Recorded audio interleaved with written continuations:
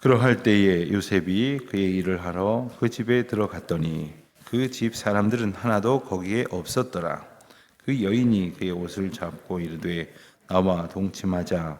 그러나 요셉이 자기의 옷을 그 여인의 손에 버려두고 밖으로 나가매 그 여인이 요셉의 자기 손을 버려두고 도망하여 나감을 보고 그 여인의 집 사람들을 불러서 그들에게 이르되 보라, 주인이 히브리 사람을 우리에게 데려다가 우리를 희롱하게 하는도다.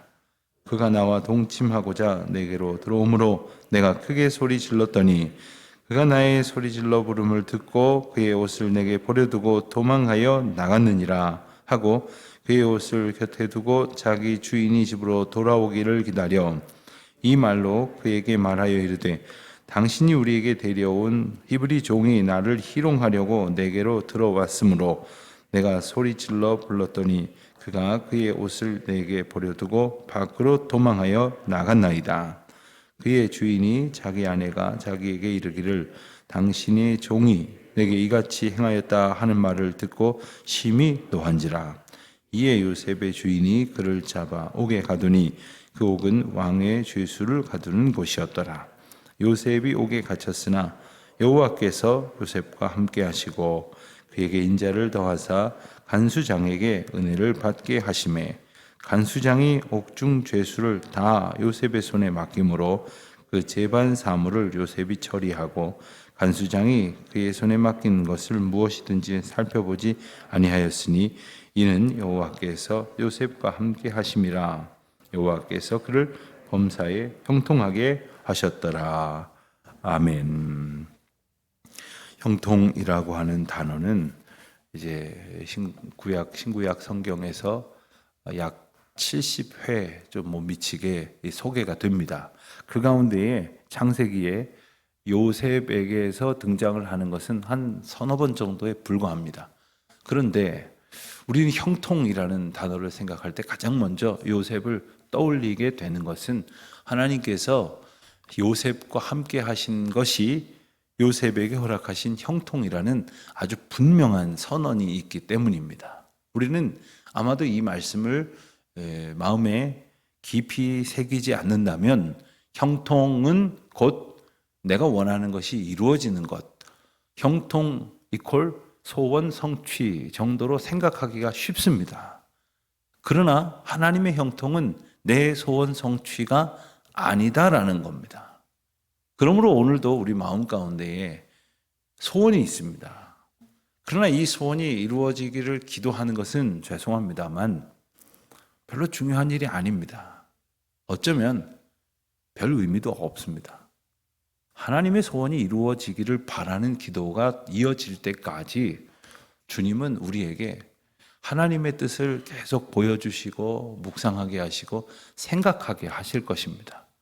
그래서 이제는 내 뜻, 내 소원을 구하는 자에서 하나님의 뜻, 하나님의 소원이 이루어지기를 바라고 기도하는 믿음의 사람으로 변화되어지기를 우리 하나님께서 고대하고 계신다는 것입니다. 근데 어떤 이들은 예수님 만나자마자 그 은혜를 깨닫는 사람이 있어요. 얼마나 귀하고 복된 것입니까? 그러나 어떤 분들은 수십 년을 믿고도 목사로 살면서도 장로와 권사와 집사로 한 교회를 아주 충성하여서 사람들에게 아주 신망을 얻으면서도 그 기본적인 하나님 앞에 두어야 할 마음의 구조가 바뀌지 않는 분들이 있습니다. 끊임없이 매일 새벽 특별히 자기의 시간을 내서 기도하면서도 그저 내 소원 성취. 그러니 기도 제목을 적는 노트라고 사두고서는 마치 자기 소원 목록처럼 써내려가는 것, 그리고 그대로 이루어졌는지를 보는 것, 그리고 그대로 이루어지는지를 두고 하나님이 나를 사랑하시는지 여부를 판단하려고 하는 이 모든 것이 바로 하나님의 뜻을 중심으로 삼는 그러한 신앙이 아니라 내 뜻을 중심으로 삼는 그러한 종교 생활의 폐해가 되는 것입니다. 요셉이 하나님과 함께 하셔서 형통하게 되었다라고 어제 본 본문도 오늘 본 본문도 분명히 증언을 하고 있지만 아무리 생각을 해봐도 요셉의 형편이 형통했다라고 말하기는 어려울 겁니다. 요셉이 지난 며칠 동안 살펴본 본문에서 처한 형편을 두고 형통했다 이렇게 말한다면 그건 아까 말씀드린 그 믿음의 구조를 이해했다거나 아니면 그냥 아무렇게나 생각을 하는 것일지 모릅니다. 생각해 보십시오. 어디 우리 가운데 형제에게 팔려본 적이 있습니까? 남의 집에서 이 요셉의 나이가 어느 정도 됐겠습니까? 37장의 요셉의 이야기를 시작할 때 17살이라고 했는데 그러니 형들에게 팔리고 또 미디안 상인들에게 끌려오고 또 요셉에 와서 이 보디발의 집에서 어느 정도 신임을 얻기까지 얼마간의 시간이 흘렀는지 정확하지 않지만 길어봐야 한 2, 3년 지났을지는 모르겠습니다만은 그래봐야 한 20살 안팎의 어린 젊은이가 이런 어려움에 처하게 됐는데 우리 중에 이런 어려움을 만나본 분들이 혹시 있습니까? 전쟁 중에는 아마 이보다 더 아주 드라마틱한 그런 극심한 고난을 겪으신 분들도 많이 우리가 들을 수 있지만 오늘날에는 이런 어려움 겪어본 적이 별로 없을 거예요. 어느 날 제가 우리 학생들이 청년들이 이야기를 나누는데 자기는 너무 어린 시절 너무 힘들었다는 거예요. 그래서 제가 지나가다가 듣고 뭐가 그렇게 힘들었니? 그랬더니 자기 형이랑 방을 같이 썼대요. 너무 힘들었대요. 자기 친구들은 다 독방을 썼는데 자기 형이랑 방을 같이 써서 인생에 이렇게 힘든 일이 없었대요. 아, 요즘 아이들은 저렇게 이야기를 하는구나. 예. 여러분들도 단칸방에서 6식구, 7식구 이렇게 사셔본 경험이 있으신 분들은 아마 그게 어떻게 제일 힘든 일이 될 수 있을까? 그렇습니다. 저마다 힘들다고 여기는 것은 다릅니다. 어떤 사람에게는 별것도 아닌 것이 어떤 사람들에게는 아주 힘든 일처럼 여겨질지도 모릅니다. 중요한 것은 뭐냐 하면 내가 하나님 앞에서 어떠한 삶을 살아가느냐에 따라 어떤 자세로 살아가느냐에 따라 이것이 하나님의 형통인지 아닌지를 깨달을 수 있느냐 하는 것이겠죠. 오늘 말씀이 시작되는 첫 단어는 그러할 때에라고 당시 상황을 함축적으로 묘사를 합니다. 그러할 때에. 두 가지를 생각할 수가 있겠습니다. 첫째, 앞선 본문에서부터 오늘 본문을 관통하는 어떤 분위기가 바로 보디발의 아내가 요셉을 유혹하는 상황이고 그리고 그 유혹은 한 번, 두 번으로 그치는 것이 아니라 여러 날, 여러 차례에 걸쳐서 계속되고 있는 때에라는 말이 될 것입니다. 또 한 가지를 생각해야 할 것은 바로 하나님께서 요셉과 함께 하고 계셔서 비록 요셉이 인간적으로는 어려운 형편 가운데 있을지 모르지만 하나님께서는 그의 형편을 형통이라고 분명히 말씀하시는 그러한 중에라는 그런 설명이 될 것입니다. 하루는 요셉이 일을 하러 그 집에 들어갔는데 그 집 안에 다른 사람은 없었습니다. 그때 보디발의 아내가 이제 요셉의 옷을 잡고 다시금 유혹을 합니다. 아예 거리를 두고 말로 유혹을 하는 것이 아니라 아예 옷을 잡았습니다. 옷을 잡았으니 그 몸을 붙들었다는 뜻이겠죠. 요셉이 그 상황을 모면하기 위해서 피하였고 그리고 도망하였습니다. 그런데 요셉이 그 여인이 붙들고 있었던 자기의 옷을 그저 거기다가 놓아둘 정도로 빠져나오는 방법을 선택했다 하는 것을 오늘 장면을 통해서 보여줍니다. 우리가 유혹을 이길 힘이 없다면 피하는 것이 상책입니다. 피하는 것이 어렵다면 도망하는 것이 상책입니다. 그러나 오늘 본문에서는 피하고 도망하였을 때 한 가지 어려운 상황으로 이제 장면이 바뀝니다. 우리가 읽은 대로 또 우리가 이 이야기를 잘 아는 대로 그 여인이 그냥 아마도 지나가고 다음번 기회를 노려서 유혹을 해야겠다 이렇게 생각했었을지도 모르는데 여인이 아마 화가 단단히 난 것 같습니다. 그리고 자존심도 상했던 모양이겠고 그리고 더 이상은 유혹해봐야 저 소년이 이제 마음을 바꿀 것 같지도 않았던 모양입니다. 그리고는 아예 그 모든 상황에 요셉을 뒤집어 씌워서 누명을 씌우는 그러한 내용을 오늘 우리가 봅니다. 그 여인이 요셉이 버려두고 간 그 옷을 가지고 그것을 증거로 삼고, 그리고 이 히브리 종이 내게 나를 해하려 들어와서는 내가 소리 지르니까 도망을 가는데 이 옷을 이대로 놓고 간 것이다, 이러면서 자기 주장을 펼치고, 그리고 자기 주인이 집으로 돌아오기를 구하였다가 17절 말씀을 보니까 그에게 이렇게 말했던 거죠. 당신이 우리에게 데려온 히브리 종이 나를 희롱하려고 내게 들어왔으므로 내가 소리질러 불렀더니 그가 그의 옷을 내게 버려두고 밖으로 도망하여 나갔나이다. 그 상황 설명 앞에 당신이 우리에게 데려온 히브리 종이라고 말을 합니다. 이 그냥 저놈이 그랬습니다라고 하는 정도가 아니라 이 어떤 그 원인을, 근본적인 이유를 지금 보디발에게 돌리고 있습니다. 네가 데려왔기 때문에, 네가 데려온 그 자가 나에게 이렇게 했다. 사람은 가만히 보면 요만한 틈만 있어도 남 탓을 하는 그런 아주 놀라운 재주를 가졌습니다. 마치 이제 하나님께서 태초에 첫 범죄를 저지른 아담과 하와를 향해서 물으실 때에 서로 핑계를 대는 것. 그러면서 아담은 하나님께 변명을 하기를, 핑계를 대기를, 당신이 내게 준 여인, 당신이 내게 보낸 여인이 나를 유혹하여 이렇게 됐다 라고 말하는 장면을 이렇게 연상하게 되기도 합니다.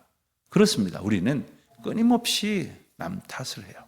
주변에 있는 사람 탓을 하고, 또 보이지 않는 사람 탓을 하고, 또 있지도 않은 사람 탓을 하고, 또 이것도 저것도 안 되겠으면 또 대통령 탓도 하고, 조상 탓도 하고, 그리고 교회에서는 뭐 이리저리 남을 탓하는 심리가 무엇이라고 생각을 하십니까? 이것은 바로 남을 탓해서 내가 모면될 수 있을 것이라고 생각을 하는 것이고, 그것은 모든 것을 알고 계시는, 모든 것을 보고 계시는 하나님 앞에 내가 있음을 경홀히 여기는 것에서 비롯된다는 것을 알아야 합니다. 하나님이 다 알고 계시는데 무조건 남 탓을 하는 거예요. 또 한 가지는 인간의 습성 가운데 하나는 나는 옳다라는 생각이 있어요. 심리학적으로 보면 나는 옳다고 생각하는 것을 두 가지로 여긴답니다. 하나는 자기를 방어하기 위해서 무조건 옳다라고 전제하고 살아가는 거예요. 이게 아주 습성화된 사람은 진짜 자기가 옳은 줄 압니다. 두 번째는 자기가 본 사람 중에 자기보다 옳은 사람도 있고 자기보다 부족한 사람도 있을 때 자기보다 부족한 사람들을 기준으로 해서 살아가는 거예요. 그럼 자기가 괜찮은 사람이 되니까요. 여러분, 놀랍게도 이런 심리적인 경향에 모든 인간은 다 취약합니다. 그럴 수밖에 없어요. 가만히 보면 이런 사람들은 거짓말 탐지기로 검사해도 거짓말이라고 나오지 않는데요. 하도 그렇게 생각을 하고 살다 보니까 그냥 그렇게 자기 자신이 확실하게 생각을 하고 살아가는 거예요. 그리고는 아예 중심을 잃고 확증 편향 속에서 살아가는 거죠. 이게 방법은 한 가지밖에 없습니다. 마치 날마다 바른 저울에다가 우리를 달아보는 것처럼, 바른 줄 자로 나를 계속 재보는 것처럼 온전하신 하나님 앞에 나를 비춰보는 길밖에 없는 겁니다. 요셉이 처한 현실은 참으로 억울한 일이었습니다. 사실 요셉같이 억울한 상황에 처하게 되면은 달리 방법이 보이질 않습니다. 이런 상황 속에서 누가 요셉의 말을 듣겠습니까? 누가 요셉의 편을 들겠습니까? 아무도 이 여인보다 요셉의 말을 진실로 받아들이지 않을 것입니다. 그러한 상황 속에서 결국 요셉은 옥에 갇히게 됩니다. 근데 20절 말씀을 보니까 요셉의 주인이 그를 옥에 집어넣는데, 한편으로 보면 이 사실 죽을 죄에 해당이 된다고 합니다. 그런데 죽이지 않고 감옥에 집어넣은 것을 보면, 또 그곳이 그냥 이런저런 잡범이 수용되는 곳이 아니라 왕의 죄수를 가두는 곳이었다고 하는 것을 보면 아마도 지금 상황에서도 요셉을 특별하게 대우하는 보디발의 어떤 특별한 인식이 남아있다라는 생각을 해보기도 합니다. 그러나 21절에 여전히 여호와께서 요셉과 함께 하신다, 여호와께서 요셉과 함께 하시니 그리고 그 일로 인하여 간수장에게 은혜를 받게 하셨다 했습니다. 그렇습니다. 하나님께서 누군가에게 복을 주시면 그 곁에 있는 사람들이 복을 받는 거예요. 그 곁에 있는 사람들이 하나님의 은혜를 얻는 거예요. 또 반대인 경우도 있죠. 하나님께서 복 주시는 가운데에 함께 복을 얻는 그 은총을 우리가 누리기를 또한 바라기도 할 것이고, 또한 저와 여러분을 통해서 저와 여러분 곁에 있는 이들이 하나님의 은혜를 더 보게 되는 큰 은총을 누리시기를 또한 바랍니다. 얼마나 큰 그러한 은혜를 받았느냐 하면 간수장이 그 일개 죄수를 정말 신뢰하게 되고, 이게 말이 됩니까? 간수장이 옥중 죄수의 모든 사물을 다 한 죄수에게 맡긴다. 이게 말이 됩니까? 아마 조금 어떤 우리나라나 어떤 상황의 교정 시스템을 조금이라도 합리적으로 이해하려고 하는 분들은 이해가 안 될 거예요. 무슨 비리쯤으로 여길 거예요. 그러나 간수장의 입장에서 볼 때는 그에게 맡기니까 오히려 잘 돌아가는 거죠. 사람의 마음을 믿음으로 이끌어내는 그런 능력이 요셉에게 있었던 것은 바로 하나님께서 그와 함께 하셨기 때문에, 하나님께서 그와 함께 하셨기 때문에 범사에 하나님이 함께 하심을 보게 하셨고, 그 가운데에 모든 사람들이 요셉을 신뢰하게 이르렀습니다. 그래서 거룩한 또한 역사가 이루어지게 되는 것이니, 사실 이가 감옥에 들어가게 된 것으로 결과론적인 이야기이지만, 당시 상황만으로는 우리가 알 길이 없지만 그는 이제 애굽의 총리 대신이 되는 길이 이르게 되고, 그러니 하나님께서 이 일을 이루시기 위하여 감옥에 집어넣으셨는데, 감옥에 들어가 있는 현실 속에서 그 하나님이 행하시는 형통의 그 과정을 어찌 알겠습니까?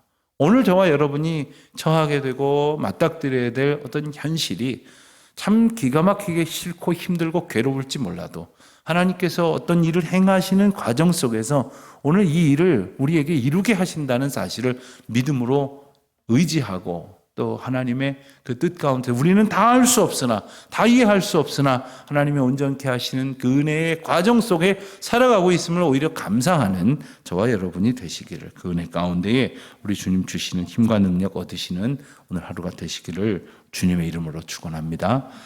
하나님 아버지, 저희에게 하나님의 은혜를 베푸시사 주님께서 저희와 함께 하심을 깨닫게 하시고 범사에 형통하게 하시옴을 감사드립니다.